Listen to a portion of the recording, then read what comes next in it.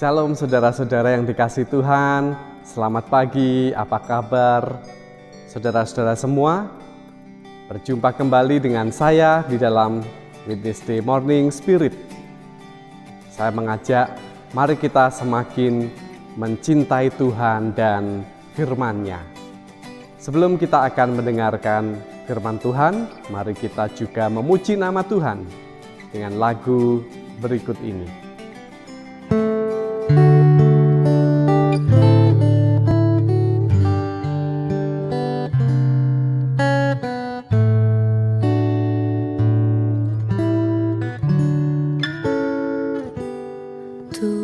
Tuhanku, bila hati kawanku terluka oleh tingkah ujarku dan kehendakku jadi panduku,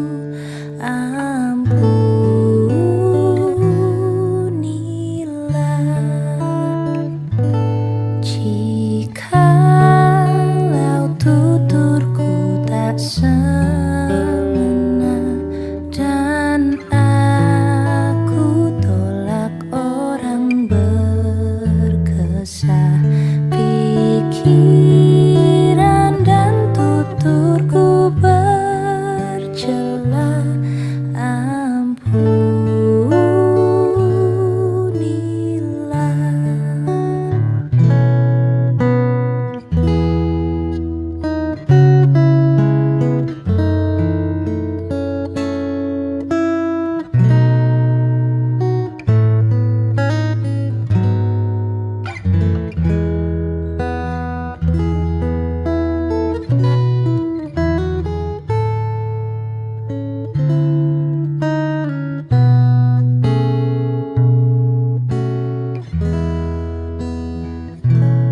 dan hari ini aku bersembah serta padamu Bapa, berserah, berikan daku kasih-Mu mesra. Amin, amin.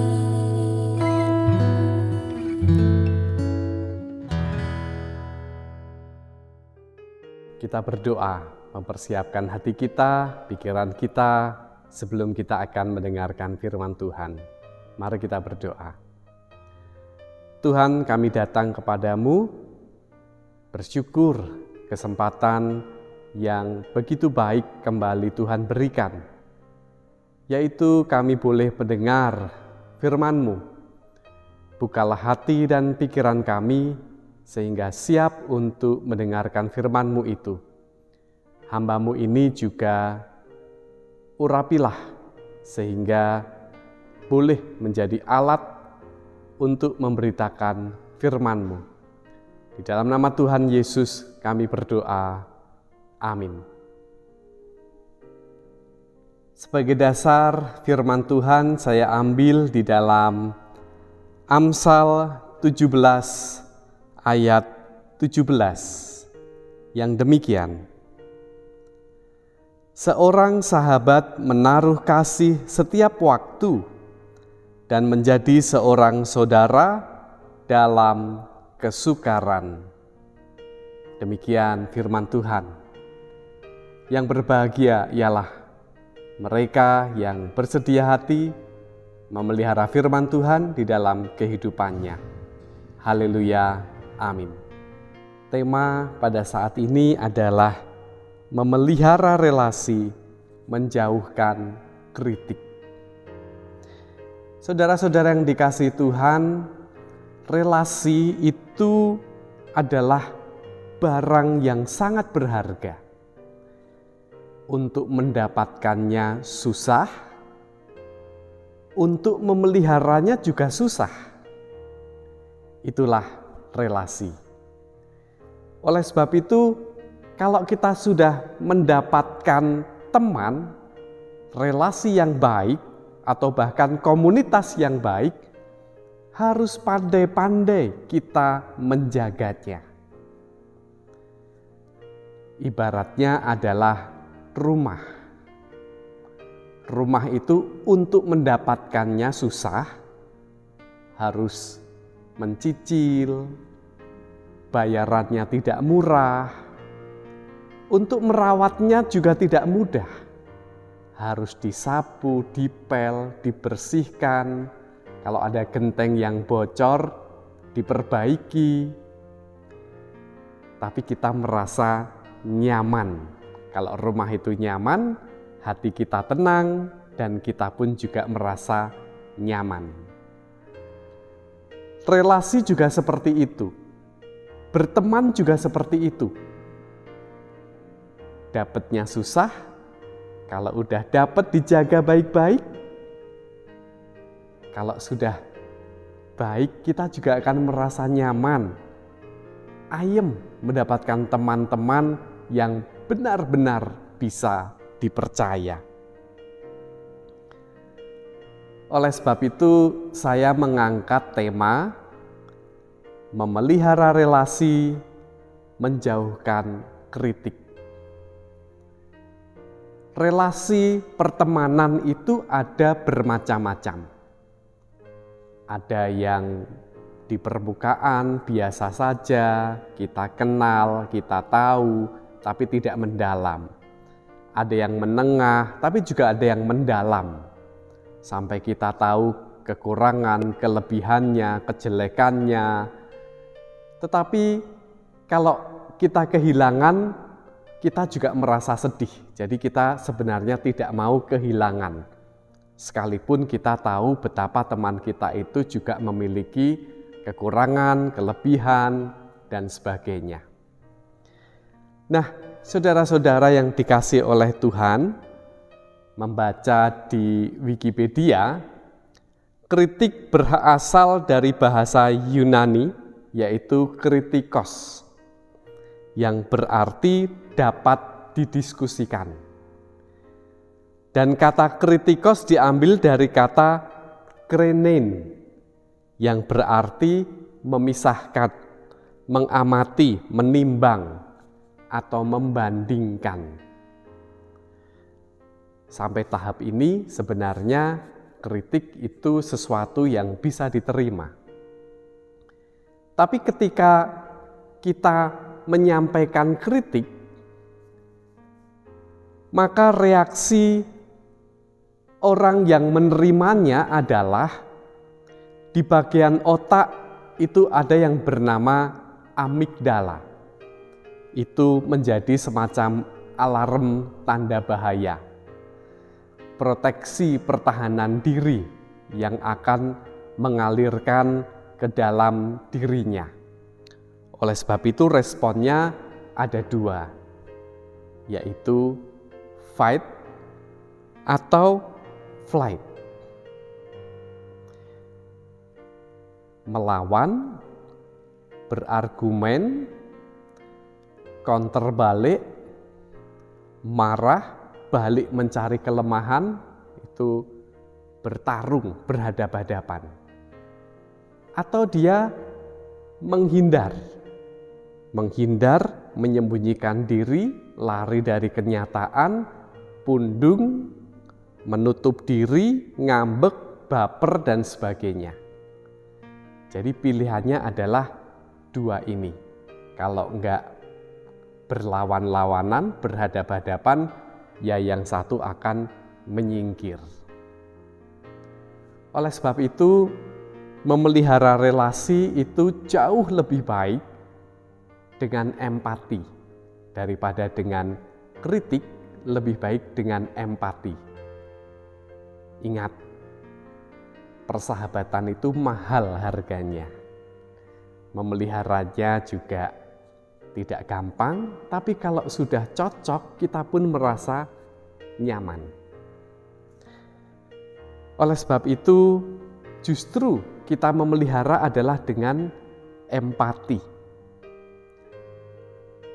Persahabatan atau relasi adalah perilaku kerjasama yang saling mendukung antara dua orang atau lebih bahkan suatu kelompok. Awalnya karena merasa nyaman menghabiskan waktu bersama, tetapi kalau sudah mendalam tentu harus diikuti rela berkorban. Ingat kita ketika masih sekolah, main bersama teman-teman di sekolah ya hanya begitu saja. Main bola, bersendau gurau, bermain musik bersama. Tapi itulah yang namanya persahabatan. Mereka rela menghabiskan waktu bersama, menyenangkan. Tetapi persahabatan yang sejati juga harus diikuti rela berkorban. Itu tarafnya lebih dalam. Sebagaimana dikisahkan, dicontohkan Daud bersahabat dengan Yonatan. Yonatan adalah anak dari Raja Saul. Meskipun Raja Saul itu membenci Daud, tetapi Yonatan tetap mengasihi dia.